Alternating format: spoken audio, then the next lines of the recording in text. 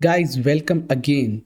Actual mating envelope is a term which is highly confusing to the most of the GD&T learners. So today I will make you understand this term in a very practical and logical way, and I promise if you'll stay with this video till the end, you will able to understand, and you don't have to watch any other video to understand actual mating envelope. So basically guys, actual mating envelope is of particularly two types. The very first is the unrelated actual mating envelope, and the other one is the related actual mating envelope. So there is a substantial difference between them. So to understand it, let me take example of a pin. This is a pin that we will take example. The diameter of this is the head of the pin, and this is the shaft of the pin. This is the shaft of the pin, this is the head of the pin, and here is the datum feature A, and the diameter of the shaft is diameter 10 to 12. And let us consider that this is the drawing of the pin, and this drawing has been given to a machinist for manufacturing for this pin, and what he brings us after manufacturing this. So guys, machinist got back and he has given us this pin, right? And the diameter of the pin is 11. So because the diameter 11 is between the allowable tolerance, the allowable limit was 10 to 11, and now the dia of the pin is 11 that he has given us. It is under the tolerance limit, so it is acceptable. But what happens? So there are various cross sections in this pin, and if you try to measure the diameter at the different cross section, you'll find that somewhere you'll find 11.1, at other you will find 11.2, at another cross section you'll find 11.3. So now the shaft cannot be free from form error. That's why the diameter at the each cross sections could vary. So if I consider a perfect shaped cylinder, that can be drawn inside this, let me do it practically. So guys, what I have drawn here is, this is a smaller, this is what is, so this is basically smallest perfect cylinder that can drawn inside this part, and the size of this smallest possible, I'm talking about the ID. So this ID of the smallest possible circle that can get inserted inside this part is known as the actual mating envelope. So now you can see that this smallest shape perfect cylinder is in the air. It doesn't touch to the head of the spin. This datum A, what is this? So A is the datum, right? A is the datum. And now this smallest perfect cylinder, it does not hit or does not touch to the datum A.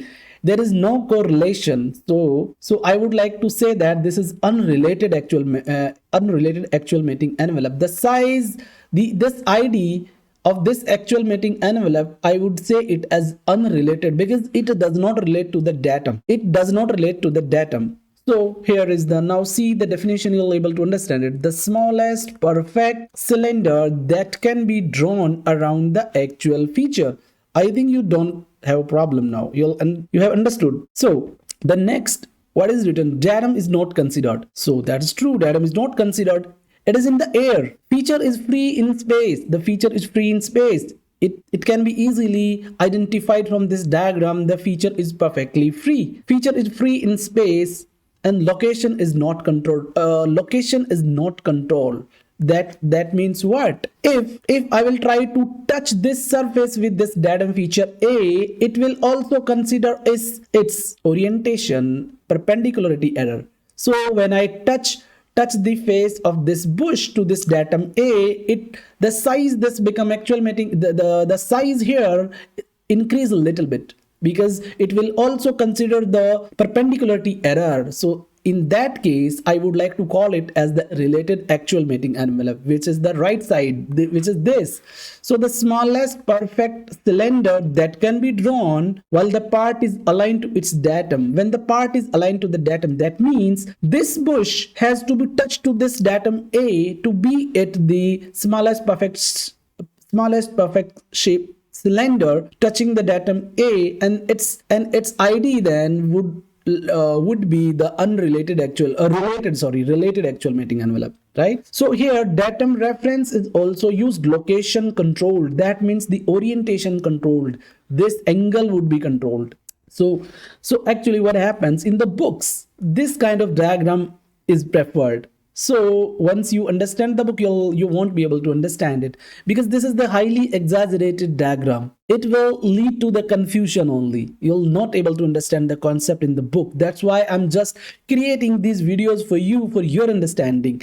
And what I expect in the return, I need your support, guys. If you like the video, if you like the video, and put a comment in the comment box if you have any request or anything modification you need, or any other topic do you want, and also subscribe to the channel. So guys, what we have discussed so far was for the external feature, but now this time we will talk about the internal feature. We will take example for the internal feature. So this time what I have done, I have taken an example of the hole. So now again, this is a hole. This is the diagram A, and this is the diameter dia 10 and dia 12. This is the allowable limit. So I have given this bush to a machinist, and machinist can come back with the manufactured part and how it looks like. Let me draw it.